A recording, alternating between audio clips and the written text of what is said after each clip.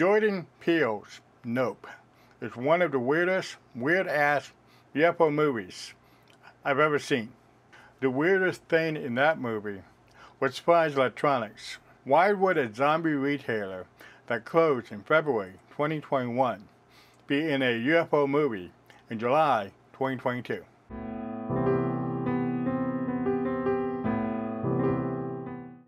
If you want to support my channel, check out the new merch store on cdreimer.myspud.com.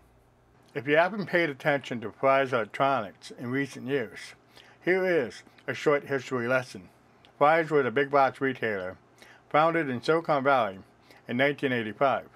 The chain sales models back then was buying potato chips with your silicon chips. Not surprising, since the founders were the sons of the founder of Fry's food stores.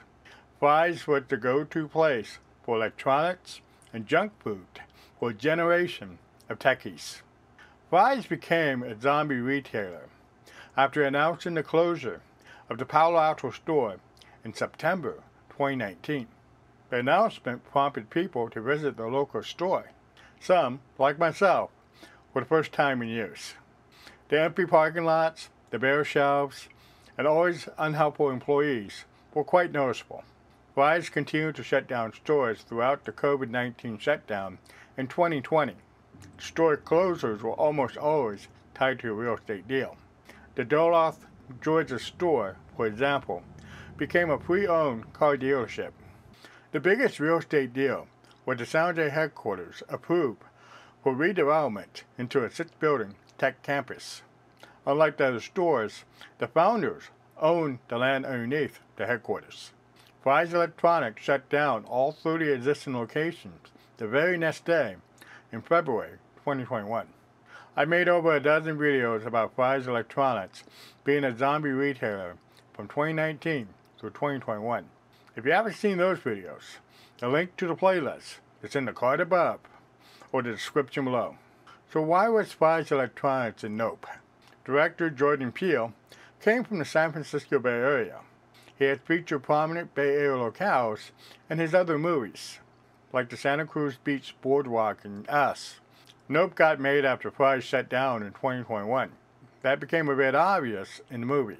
If you're making a UFO movie set in Southern California, the Burbank store with the crashed UFO in front was an obvious choice. Most Fry's stores have a custom theme to make each one unique. The outside shot had the main characters talking inside their truck. I have no doubt that all the other vehicles in the parking lot belonged to the filming crew. No one was walking in or out of the store.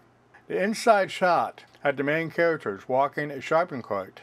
The shelves had some stuff, a few store employees lingering in the background, and no other customers nearby.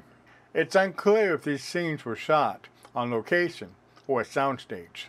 The Fry's employee that deals with the main character also does double duty as a tech installer. Not surprisingly, the employee knows a thing or two about UFOs. We're just waiting for the perfect time to shove metal probes up our asses.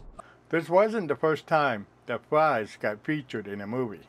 The War with Grandpa got filmed at the Atlanta, Georgia store in 2017, several years before Fry's became a zombie retailer.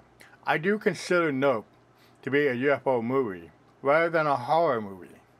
My biggest concern going into the movie was horse mutilations.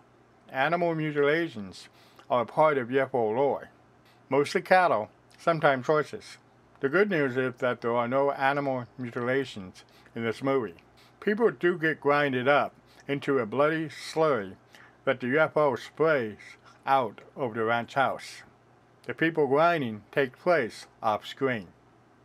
Nope reminded me of The Return from 1980.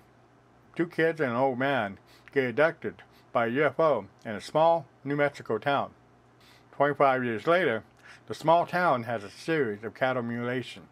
Something weird was going on, but not as weird as what took place in Nope.